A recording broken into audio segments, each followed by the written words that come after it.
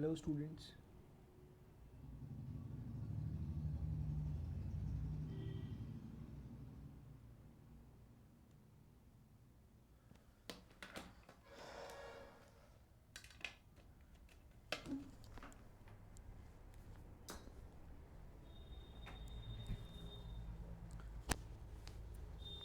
Hello students.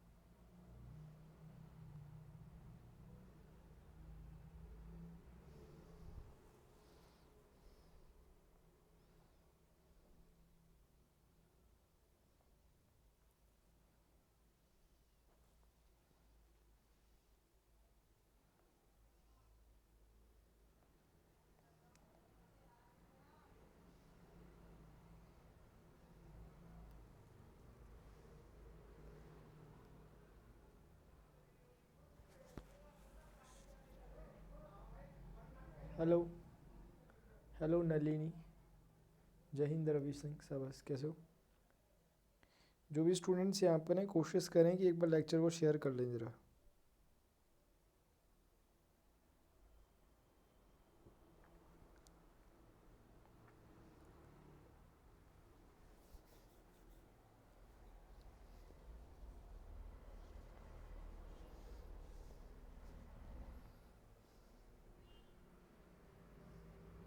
आवाज़ आ रही? Hello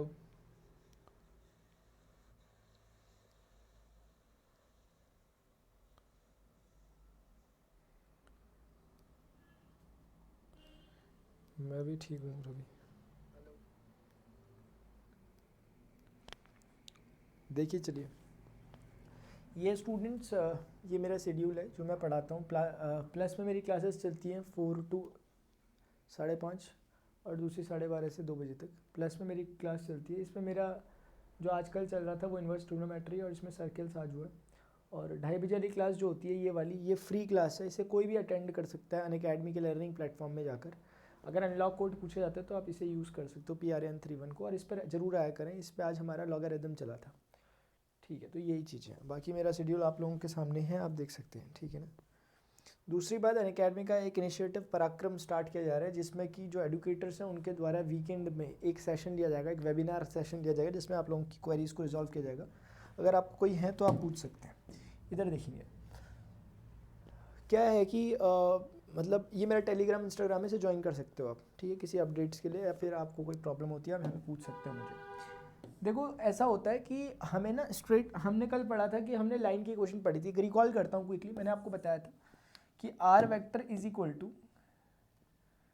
कल मैंने आप लोगों को बताया था कि R vector is equal to A vector plus lambda times of B vector होता है। ये इसकी वेक्टर फॉर्म है किसी भी लाइन की, जहाँ पर ए का जो मीनिंग था वो क्या था, ए वेक्टर क्या था, position vector of, position vector of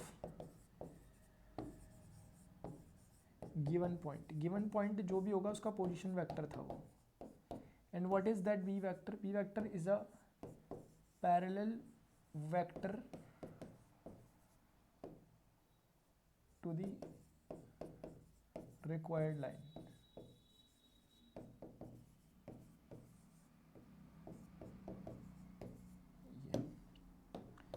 ये एक बात थी। इसी की जो कार्टेशियन फॉर्म थी वो भी हमने कल पढ़ी थी। ये इसका वेक्टर फॉर्म में रिप्रेजेंटेशन है, वेक्टर फॉर्म में रिप्रेजेंटेशन था ये वाला। हमने इसी का कार्टेशियन फॉर्म पढ़ा था, x minus x1 upon A, y minus y1 upon B and z minus z1 upon C. ये हमने पढ़ा था। हमने सेकेंड टाइप की फॉर्म पढ़ी थी। ये उस तरह का केस था, ये उस तरह का केस था when we have a line x axis, y axis and z axis. एक मिनट में छोटा सा शेयरिंग करना भूल चुका हूँ, मुझे शेयर करना पड़ेगा। हेलो विश्वजीत, कैसे हो? कोशिश किया करें कि लेक्चर को शेयर कर लिया करें, ठीक है ना।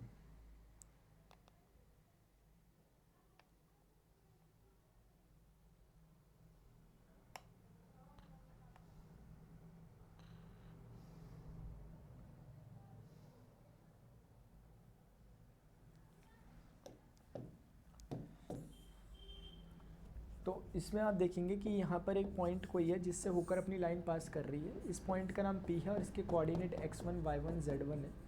वो x1 y1 z1 वो है। ये मैं कल का रिवीजन करा रहा हूँ, 2 मिनट लगते भी हैं इसमें, तो कोई बड़ी बात नहीं है। ये OP वेक्टर जो था इसी को मैंने A वेक्टर कहा था। कल का सिनेरियो ये था। दूसरी तरह की केस ये हो सकता है कि when we have x axis, when we have y axis and z axis like this, और हमारा जो लाइन है this is passing through 2 given points, 2 given points होकर लाइन पास कर रही है लाइक दिस। लेट्स से एक पॉइंट है x1, y1, z1 कोऑर्डिनेट का, और एक पॉइंट है x2, y2, z2 पॉइंट का। ये हमने कल पढ़ा है सब कुछ। तो उस समय इस लाइन की जो वेक्टर फॉर्म होती है वो हम लोगों ने देखी थी कल के दिन। जो वेक्टर फॉर्म आती थी that was r vector is equal to a vector plus lambda times of b vector minus a vector. ये r वेक्टर की वैल्यू है, जहाँ पर इसको कनेक्ट करने से a वेक्टर बना और उसको कनेक्ट करने से जो बना वो b वेक्टर बना। ये 2 पॉइंट को, इसकी जो कार्टेशियन फॉर्म थी वो हमने कल पढ़ी थी कि जो इसकी कार्टेशियन फॉर्म है, कार्टेशियन फॉर्म जो इसकी कार्टेशियन फॉर्म है हमने कल वो पढ़ी थी। That was x minus x1 over x2 minus x1, y minus y1 over y2 minus y1, z minus z1 over z2 minus z1। इसमें जो आपको नीचे पर z2 minus z1, y2 minus y1, x2 minus x1 दिख रहा है, ये direction ratio है लाइन के, और ये भी ABC डायरेक्शन रेशियो है लाइन के। ऑल्दो ये डायरेक्शन रेशियो थे वेक्टर b के जो इसके पैरेलल था। इसके जो वेक्टर b है इस केस में that was something like ai cap plus b j cap plus c k cap. यहाँ तक की बात सभी को समझ में आ गई क्या? यहाँ तक की बात सभी को क्लियर है क्या? एक बार बताएं प्लीज।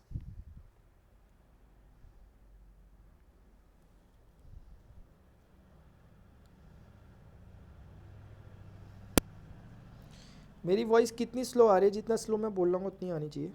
मैं एक्चुअली स्लो ही बोल रहा हूँ यार। हेलो, आवाज़ आ रही क्या? स्लो है क्या यार? मुझे तो कुछ जीरो आवाज़ आ रही है अपनी। अच्छा ये बंद कर रखा मैंने। हेलो, आवाज़ है भाई? यार मुझे तो कुछ जीरो आवाज़ आ रही है। अच्छा ये बंद कर रखा मैंने। हेलो, है आवाज़ है यार, आवाज़ है मेरे में, थोड़ी बहुत आवाज़ है अभी भी, अभी है आवाज़। कोशिश करें आवाज़ रहे, ठीक है ना? शेयर करें लेक्चर को। चलो इसी बात पे अभी जो आज हमारा टॉपिक है दिस इज़ अबाउट, हमें लाइन को 2 तरह से हमने डिफाइन कर दिया। अभी तीसरी बात जो हम देखना है this is about angle between 2 lines. थोड़ा समझना जरा, एंगल बिटवीन 2 लाइन्स, 2 लाइन के बीच का जो एंगल होता है वो कैसे निकाला जाता है वो हम देख रहे हैं। ऐसा होता है कि अपने पास एक्स एक्सिस है, थोड़ा ध्यान से देखेंगे तो समझ में ज़रूर आएगा। एक्स एक्सिस है, वाई एक्सिस है और ये जेड एक्सिस है। यहाँ पर मेरे पास एक लाइन है इस तरह की, एक लाइन है इस तरह की, and there is another line जो इस तरह की है। दोनों लाइन ने यहाँ पर कहीं पर एक एंगल थीटा बना रखा, हमें निकालना। बेसिकली हमें पता है कि लाइन का एंगल नहीं निकाल पाओगे आप कभी भी। मैं बताता हूँ किसका निकालोगे। इसके पैरेलल, ये जो येलो कलर की लाइन है इसके पैरेलल एक लाइन, एक वेक्टर होगा इसी येलो वेक्टर लाइन के पैरेलल। ये लाइन 1 है बेसिकली, लाइन 1, और and this is line 2। Line 1 के जो पैरेलल एक वेक्टर होगा इसका नाम होगा b1 वेक्टर, क्योंकि आप जानते हो कोई भी जो लाइन होती है वो बिना किसी पैरेलल वेक्टर के डिफाइन नहीं होगी। उसके पैरेलल एक वेक्टर लिया जा सकता है a1 b1 c1 क्या कैप के कैप। सिमिलरली ये जो व्हाइट कलर की लाइन है, ये व्हाइट कलर की लाइन के पैरेलल भी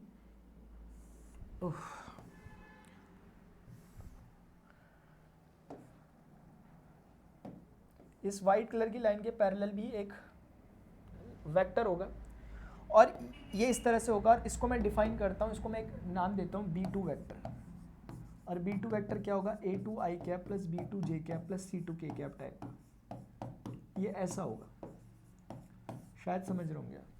एक्चुअली होता क्या है, लाइन के बीच में एंगल निकालना है वो निकाल नहीं पाओगे आप इसके बीच में एंगल जरूर निकाल सकते हो, क्योंकि कहीं पीछे पे आके ये दोनों आपस में जरूर मीट करेंगे। और ये बहुत तय बात है कि जितना एंगल उन दोनों ने बनाया उतना ही एंगल ये दोनों भी बनाएंगे, क्योंकि they both are parallel to each other. ये इसके पैरेलल है, वो इसके पैरेलल है, तो जितना एंगल ये बना रहा है उतना ही वो एंगल पीछे एंगल बनाएगा। मेरा कहने का मतलब है कि लाइन के बीच का एंगल तो नहीं निकाल पाओगे, लेकिन 2 वेक्टर्स के बीच का एंगल निकाल लोगे। b1 vector and b2 vector के। और मैंने आपको सिखा रखा कि दो वेक्टर्स के बीच का जो एंगल निकालने की टेक्निक होती है, you should take the dot product of them. Dot product आप उन दोनों का ले लोगे, जैसे ही आप उन दोनों का डॉट प्रोडक्ट लोगे that will be something look like this, b1 b2 cos of theta. From here you can find that theta. Cos theta will be equal to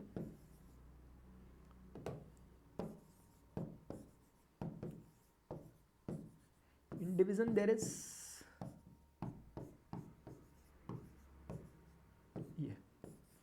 ये है वो थीटा जिसको निकालने की बातें चल रही है।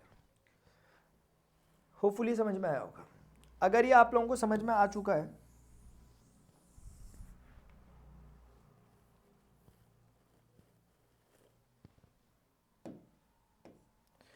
अगर आप लोगों को समझ में आ चुका, मैं चाह रहा था इसे उठा देता ना, उठा देता तो बात ही क्या थी यार, उठ जाता तो बात ही क्या थी। उठ तो गया वैसे देखा जाए तो, थोड़ा सा रुकना जरा। ये एंगल बिटवीन टू लाइंस जो हमने निकाली, ये वो चीज़ है, निकल गया, शाबाश, बहुत बढ़िया, बहुत ही बढ़िया।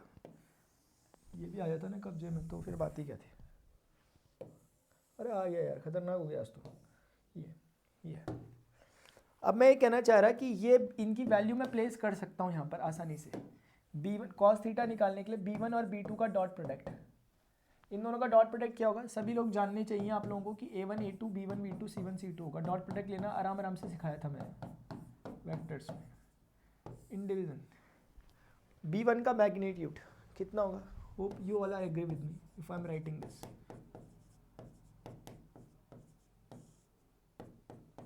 And similarly a square plus b2 square plus c2 square. Hopefully ऐसी उम्मीद करता हूँ कि आप लोग सहमत होंगे मेरे से कि cos थीटा की वैल्यू है। और ये बहुत तय हो गया कि आप आंसर निकाल दोगे। क्यों? क्योंकि किसी भी लाइन के आपको पैरेलल वेक्टर डायरेक्शन रेशियोज आप आसानी से निकाल सकते हो। लाइन के एग्जांपल दे दूंगा, चिंता ना करें। जैसे कोई भी लाइन होगी वो किस फॉर्मेट में होगी, या तो इसमें या तो इसमें, कार्टेशियन में। तो नीचे से आपको जो दिख रहे हैं ये डायरेक्शन रेशियो ABC, या वो दिख रहा है वो ABC है। जैसे जैसे लाइन वेक्टर फॉर्म में होती है तब तो क्लियरली बी वेक्टर आप निकाल दोगे, और यहाँ से क्लियरली आप B vector minus A vector, that will look like direction ratios. तो इसका मतलब अपने को समझ में आ गया। अब इसी में अगर हम एक केस लगा दें, केस ये है कि if line 1 is perpendicular to the line 2, that means what, कि the angle between them is 90 degree. So let's just place cos 90 there, and cos 90 all you are aware about, the value of it is equal to 0. So here we are getting a1 a2 plus b1 b2 plus c1 c2. वो denominator 0 से multiply होगा, 0 हो जाएगा, तो ultimately you are getting what, a1 a2 plus b1 b2 plus c1 c2 is equal to 0.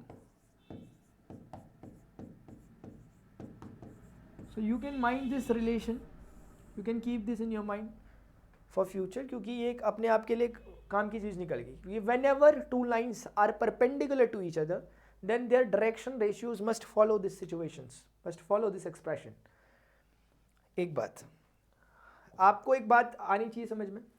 कोई पूछे a1 a2 b1 b2 c1 c2 है क्या यार? a1 is nothing but my dear, this is a direction ratio of b1, मतलब direction ratios है ना। a1 b1 c1 क्या है, कोई पूछे a1 b1 c1 are nothing but the direction ratio of vector b1 and hence the line 1. Line 1 के these are the nothing but the direction ratios, and a2 b2 c2 are the direction ratios of line 2. और आप लोगों ने एक relation पढ़ा हुआ इसमें। अब मैं चीज़ों को, कभी ना कभी तो चीज़ें आगे बढ़ेंगी ना, बढ़ गई हैं, क्योंकि जो मैंने चीज़ें पढ़ा रखी थी आपको उनका यूज़ आ रहा है। x is equal to LR, y is equal to MR, z is equal to NR। जो प्रीवियस 2 लेक्चर गए उन्हीं से बातें कर रहा हूँ, कोई बाहर से कोई बात नहीं कर रहा। इससे मैंने आप लोगों को उस समय बोला था बहुत हल्ला मचा मचा के कि ये DR होते हैं इस तरफ जो लिखे हुए, and they are what LM and R what the DCs, LM and R what the DCs। वहीं से आप एक फंडा समझ सकते हो, वहीं से उधर ही पे नजर मार के रखो, उधर ही पे नजर मार कर रखो, और आपको कोई बोलेगा कि LMN की वैल्यू क्या होगी, तो आप उस एक्सप्रेशन से बोल सकते हो कि that will be equal to x by R, y by R and z by R. और आपको याद होगा कि वो x, y और z तो कौन है, डायरेक्शन रेशियो जैसे वो दिख रहे, और r कौन है, उस वेक्टर का मैग्नीट्यूड। यानी कि इस केस में अगर मैं बोलता हूं b1 वेक्टर ये है तो इसका मैग्नीट्यूड जितना होता होगा वो चीज। यानी मैं ये कहना चाह रहा कि अगर मैं LMN निकालना चाहता हूं तो मैं एक काम कर लूं, x के प्लेस पे A1 है, y के प्लेस पे B1 है यहाँ पे, और z के प्लेस पे C1 है, और नीचे पे कौन है, स्क्वायर रूट के अंदर A1 square plus B1 square plus C1 square. Similarly कौन है, मतलब इस पूरी चीज को मैं एक बारी के लिए, इस पूरी चीज को मैं यहीं पे कहीं पे सपोज कर लेता हूँ कि स्क्वायर रूट के अंदर A1 square plus B1 square plus C1 square को मैं सपोज कर रहा हूँ कि दैट इज R1। और सिमिलरली इसका जो मैग्नीट्यूड है, B2 का जो मैग्नीट्यूड है, उसे मैं सपोज कर रहा हूँ A2 square plus B2 square plus C2 square in square root, I am supposing it like R2।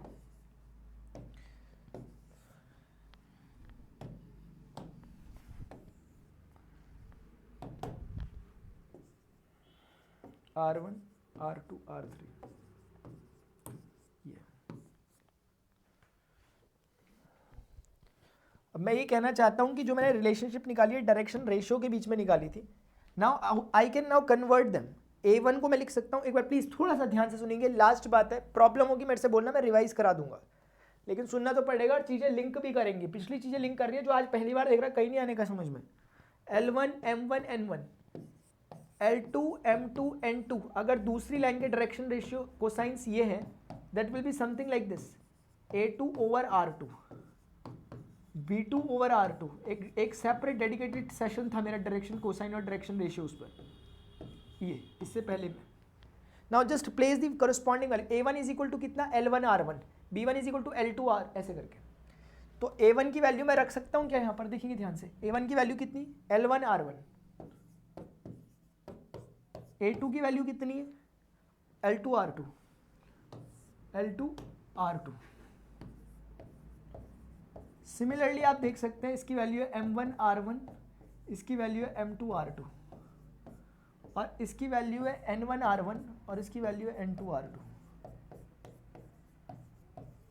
And that thing is equal to 0। Can you take R1 R2 as common, and inside the bracket you are with L1 L2 plus M1 M2 plus N1 N2, that is equal to 0. So either this thing is equal to 0 or that thing is equal to 0, but this cannot be equal to 0 क्योंकि this is what the magnitude of those corresponding vectors, वो magnitude 0 नहीं है क्योंकि 0 vector नहीं है वो, इसका मतलब this thing cannot be equal to 0, so L1 L2 plus M1 M2 plus N1 N2 is giving you 0 result again।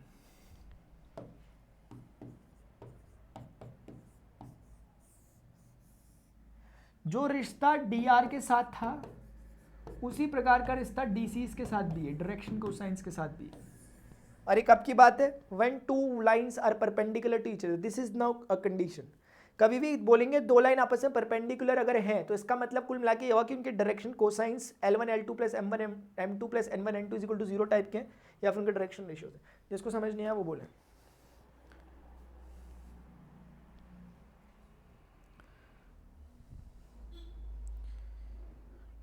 ओहो विश्वजीत, आप अभी तक DR और DC में कंफ्यूज्ड है।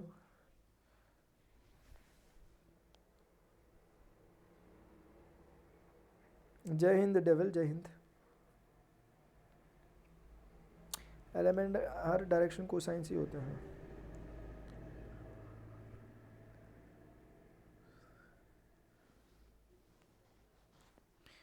रेडी टू मैशअप, चलो गुड, शाबाश, आपको समझ में आया इसका, कोई बहुत बड़ी बात नहीं। और दूसरी बात आप ध्यान रख सकते हैं, माइंड में रख सकते हैं अपने बैठा के, केस 2 में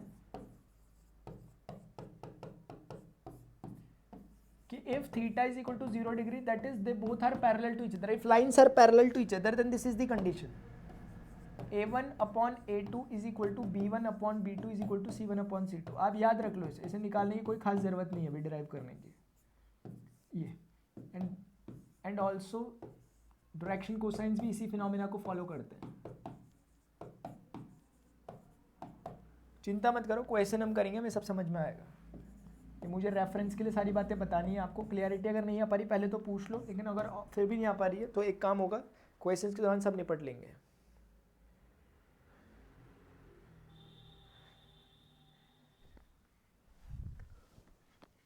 ठीक है, मैं आगे बढ़ रहा हूँ।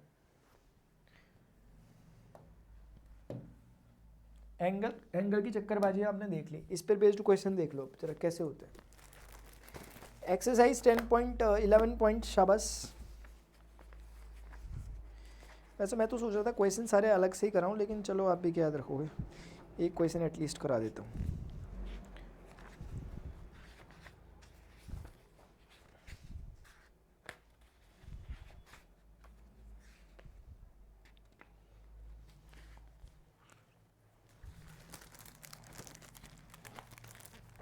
ये क्वेश्चन मैं अभी करा रहा हूँ, मैं बाद में नहीं कराऊंगा, ठीक है ना। मैं एक्सरसाइज 11.2 के क्वेश्चन जो अभी करा दे रहा हूँ ये बाद में नहीं कराऊंगा। 11.2 आप ज़्यादा ना जाएं, आप थोड़ा सा 11वें और 12वें क्वेश्चन, पहले आप 10वें क्वेश्चन पे आ जाएं, आपको आइडिया आ जाएगा क्या होता है। They are saying find the angle between these two line. R vector is equal to 2i cap minus का 5j कैप प्लस का k cap plus lambda 3i cap plus 2j cap plus 6k cap.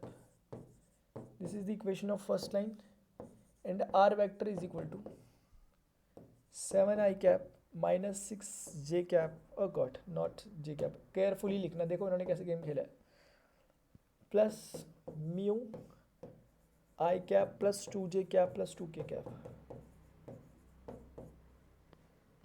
They are saying find the angle between these two lines। Line के बीच का angle निकालना है। हमें पता है कि लाइन के बीच का एंगल निकालना मतलब उन दो पैरेलल वेक्टर्स के बीच का एंगल निकालना, और उसके लिए हमें पूरी क्लियरिटी है, बहुत क्लियरिटी होनी चाहिए। b1 vector dot b2 vector, ये सुपर क्लियरिटी, मैं कोई चीज़ याद करके नहीं चल रहा। b1 पता करना बहुत आसान है, इसको कंपैरिजन कर लीजिए आप, r vector is equal to a vector plus lambda times of b vector से। तो जो लैम्डा के साथ कनेक्टेड टर्म है that is nothing more than your b vector. So उन दोनों का डॉट प्रोडक्ट क्या होगा, इन दोनों का 3 इंटू 1 3, 2 इंटू 2 4, 6 इंटू 2 12। मैग्नीट्यूड ले लो इसका, पहले वाले का मैग्नीट्यूड 3 का स्क्वायर 9, 2 का स्क्वायर 4, 6 का स्क्वायर 36, 1 का स्क्वायर 1, 2 का स्क्वायर 4, 2 का स्क्वायर 4, 12 3 15 4 19 इन स्क्वायर रूट 36 4 40 9 49 7 हो गया, 4 4 8 और 1 9 3 हो गया, 21 हो गया कुल मिलाकर नीचे में। स्क्वायर रूट कटवा लिया ना मैंने, 21 हो गया। So your theta from here is equal to cos inverse 19/21। तो कोई बहुत बड़ा क्वेश्चन नहीं है, सिंपल सा एंगल ऐसे निकालते हैं। इसी क्वेश्चन का जुड़वा भाई है नीचे, वो आप एज अ होमवर्क करेंगे 10th का पार्ट 2। 11th क्वेश्चन है, again they are asking for the angle between two lines, but now the equation of lines are given in the form of Cartesian form. Basically Cartesian form में दी, अरे मेरी आवाज तो नहीं आ रही किसी को यार, सो गए सबके सब लग रहा। एंड दूसरी लाइन की इक्वेशन में x plus 2 over -1 y minus 4 Vishwajit over 8 is equal to z minus 5 over 4. These two are the equation of two lines. ये आपके साथ खेल सकते थे लेकिन इन्होंने खेला नहीं, तो जो ये खेल सकेंगे फ्यूचर में मैं आपको बता देता हूँ, ठीक है ना। अभी बता दूंगा इसके बाद, पहले इस क्वेश्चन को कर लें, पहले मैं देख लूँ मेरी आवाज़ वाज सब पहुँच तो रही है, कहीं ऐसा तो नहीं कि कुछ समस्या है।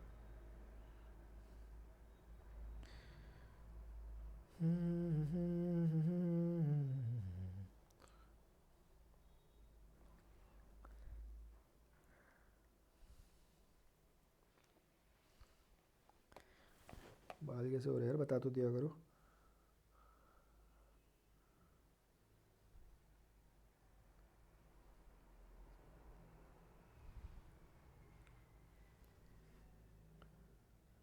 तगड़ी आ रही आवाज़, अरे बहुत बढ़िया विरल सा आवाज़ यार, खतरनाक हो यार आप भी, मेरी ज़रा एकदम बिल्कुल। चलो कोई बात नहीं, खैर आगे बढ़ते हैं। तो कोई बोल रहा है, इस बार फंडा क्या है, इस बार आपको जो लाइंस दी गई हैं they are now in the Cartesian form. दो ही तो तरीके हो सकते हैं एंगल पूछने के, या तो लाइन को कार्टेशियन फॉर्म में दे दे या लाइन को वेक्टर फॉर्म में दे दे, जैसे यहाँ दिया हुआ है। एक्सरसाइज 11.2 का एनसीईआरटी क्वेश्चन है। अभी हम क्या बोलेंगे, हम बोलेंगे यार लाइन की जो स्टैंडर्ड फॉर्म होती है, let's just compare the lines from this. और आपको बहुत क्लियरिटी, मैंने स्टार्टिंग के लेक्चर में आज भी बता दिया कि जो नीचे के ABC होते हैं उनके पीछे A I cap B J cap plus C K cap अगर आप लगा दें तो they will make that B one vector, जो पैरेलल वैक्टर होता था लाइन के, जो हमें चाहिए। अब क्योंकि दो डिफरेंट लाइन है तो एक का A1 B1 C1 बोल देना, एक का A2 B2 C2 बोल देना। अब रुको काम की बात, अक्सर बच्चे कभी कभी गलती करते हैं कि जो नीचे बैठा हुआ वही ABC है, बात सही है आपकी, लेकिन वो तभी जब ऊपर x minus x1 y minus y1 z minus z1 की फॉर्म है, या सरल शब्दों में जब x y z की पावर का कोफिशिएंट हमेशा 1 है तभी एप्लीकेबल है। तभी मैं कह रहा हूँ ना, फंसाया नहीं आपको, ये चाहते फंसाते यार, लेकिन फिलहाल मैं भी क्यों फंसाऊँ, मैं भी पहले बता देता हूँ फिर उसके बाद फंसाऊंगा। तो इसको देख के, क्योंकि x minus x1 y minus, ये परफेक्ट फॉर्म है क्योंकि x y z के कोफिशिएंट 1 है उसकी तरह, तो सीधे सीधे 2i cap plus 5j cap minus 3 के कैप जो नीचे बैठे हुए हैं, they will constitute this vector, and similarly minus i cap plus 8j cap plus 4 K cap will constitute this b2 vector. ये होगा now with the help of, अब क्योंकि क्लियरिटी अपने को, हमें पता है कि why we are finding this cos theta, क्योंकि हमें पता है कि if we can find the angle between these two vectors then we will definitely find, then that is only the word angle between two lines. और मुझे नहीं लगता है बहुत बड़ा मुश्किल काम है यार, डॉट ले लो दोनों का, 2 पंजे 10, ओ सॉरी अच्छा -2, 5 8s are 40, and here -3 4s are -12, in division 2 square 4 5 square 25 25 4 29 29 9 38 root, क्योंकि आप जानते हैं डिस्ट्रीब्यूटिव होता है तो एक ही रूट के अंदर ले लेता हूँ, कोई दिक्कत नहीं है। 1 + 64 65 + 16 65 75 75 से 81, इसको मैं दोबारा चेक करना चाहूँगा 38 वाले को, 4 25 29 29 और 9 9 18 38 सही तो है यार, प्रणव सही तो है यार।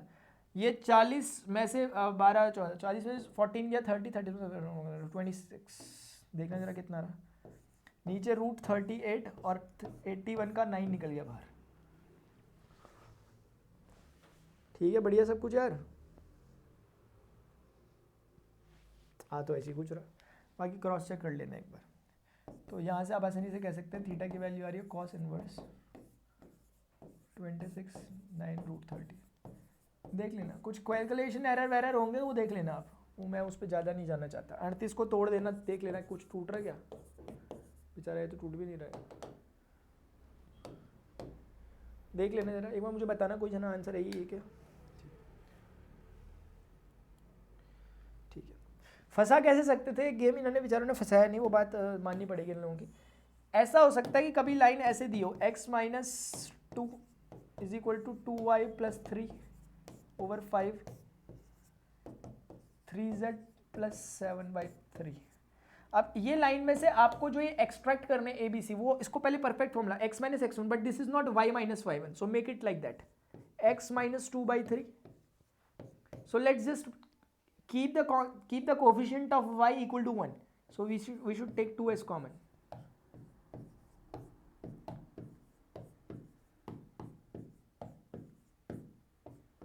ये नीचे जो बचा वो तो बचा ही है खैर, उसके बाद इस 2 को नीचे शिफ्ट कर सकते हो आप 5 के अपॉन में लाके, ऐसे बोल सकते हो, और इस 3 को 3 के अपॉन में लाके आप 1 करा सकते हैं, सीधे कटी गए डायरेक्ट। तो अभी आपका जो नीचे बचा 5/2 3 5/2 और 1, ये आपके डायरेक्शन रेशियो है इस बार, तो फर्क शायद समझ में आया होगा। समझ में आ चुका क्या, मैं मान लूँ यार आ गया होगा वैसे।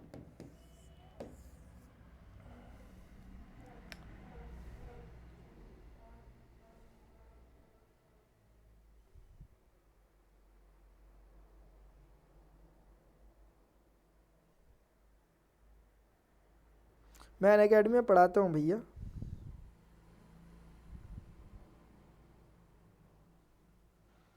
ठीक है, मैं अनअकैडमी की जैकेट लेके खड़ा हूँ, और कहाँ पढ़ा रहा हूँ अभी, तो कहाँ पढ़ाता हूँ मैं, अनअकैडमी में पढ़ाता हूँ मैं, ठीक है। देखो चलो, तो जैसे 12th क्वेश्चन है, अच्छा ठीक है, आपको वैरायटी मिल जा रही है, क्वेश्चन में चेंज मिल जा रहा है, क्या हो सकता है, एक्सरसाइज वही 11.2 का NCERT, ये कह रहे हैं कि यार find the value of P की वैल्यू बताओ, so that these two lines, the first line is like 1 - x/3 7y - 14 2p is equal to z minus 3/2, and second line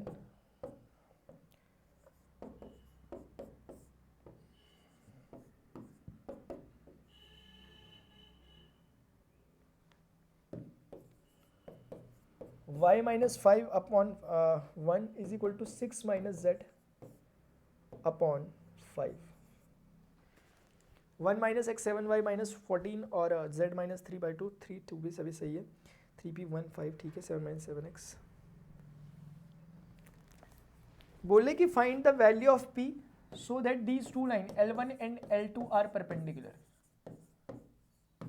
तो कुल मिलाकर इनके बीच का एंगल आपको थीटा मिल चुका है, तब आपको लाइन के बीच की इक्वेशन निकालनी है। आप डायरेक्ट भी काम कर सकते हो क्योंकि आपको पता है परपेंडिकुलरिटी का मतलब होता है कि उनके जो A1 A2 B1 B2 और C1 C2 का सम है वो 0 हो जाए। अभी हमने पीछे देखा, मैं डायरेक्ट कर रहा हूँ थोड़ा सा, जरा आज मैं थोड़ा सा सख्त बन रहा हूँ जरा, ठीक है। आज मैं नहीं बताऊँगा ये कैसे लिखा, अभी थोड़ी देर पहले बताया था बाय द वे। इसमें काम की बात क्या है, हम कभी गलतफहमी में रहेंगे कि 3 ये है, 2p है, ये A1 B1 C1 है, नहीं ऐसा नहीं है। आपको पहले इसको स्टैंडर्ड फॉर्म में लाना पड़ेगा। स्टैंडर्ड फॉर्म होती है x minus x1 y minus y1 z minus z1 CBA, ऐसे ये स्टैंडर्ड फॉर्म है।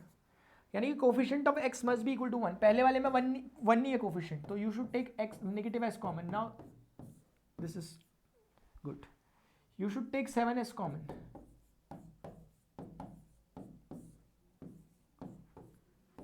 From here you should take nothing common, nothing is common, क्योंकि this is already in perfect form। यहाँ देखो, you can take 7s common। Again, no need to take anything as common। You should take negative 1 as common। Now, थोड़ा ध्यान से देखना। That negative will shift towards the denominator of 3। 7 भी 2p के denominator में चले जाएगा। हो सकता है आपको किसी को समझ में ना आती हो ये बातें, ऐसा तो नहीं आती है बातें समझ में, लो ऐसे समझो फिर इनको। 7 से मल्टीप्लाई डिवाइड कर दिया, अब वो कट गया, गायब हो गया ऊपर। और यहाँ तो इस नेगेटिव को सीधे यहाँ से प्लस करके नीचे भेज सकते हैं। बाकी यहाँ पर 7 से फिर से ऊपर नीचे मल्टीप्लाई करें, इससे क्या होगा, ये दोनों कट जाएंगे, कुछ ज़रूरत नहीं है। नेगेटिव से ऊपर नीचे मल्टीप्लाई कर, ये नीचे आ गया। तो आप इजीली बोल सकते हो कि ये जो चीज़ है, this is something like A1, ये B1 है और ये C1 है, and that is A2 B2 and C2। अब आपको पता है इन वैल्यूज़ को सिर्फ आपने वहाँ डालना है। इसका -3 का मल्टीप्लाई इससे कर दो, प्लस 2p/7 का मल्टीप्लाई होगा 1 से, और 2 का मल्टीप्लाई होगा -5 से, and that should be equal to 0। And from here you can get the value of p। निकाल लेना। अरे निकाल तो नहीं दूंगा ही, माइनस का 9p/7 प्लस का 2p/7। यहाँ 7 दिख नहीं रहा, ऊपर पे माइनस का 10 बचा हुआ, 7 है नहीं, 7 से मल्टीप्लाई कर दो। अब ऊपर पे माइनस का 7p बन चुका है और माइनस का 7p -70, और वो चीज़ वहाँ जाके 0 हो चुकी है। तो 7p इज इक्वल टू कितना, 70, p is equal to minus का 10।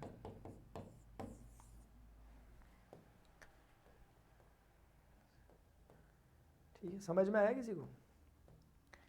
तो ये हमने देखा एंगल बिटवीन वाली चीज़।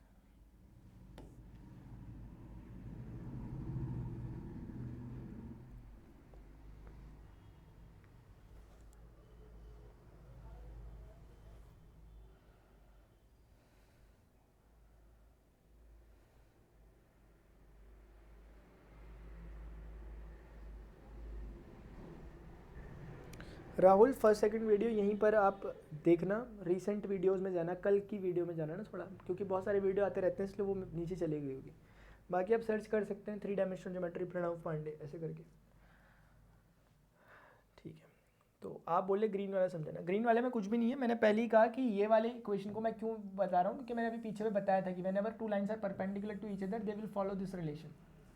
तो ये A1 है, ये B1 है, C1 है, so just multiply A1 with A2, B1 with B2 and C1 with C2।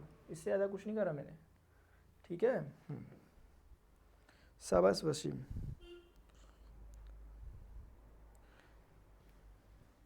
चलिए स्टूडेंट्स, अभी के लिए इतना ही, ठीक है ना।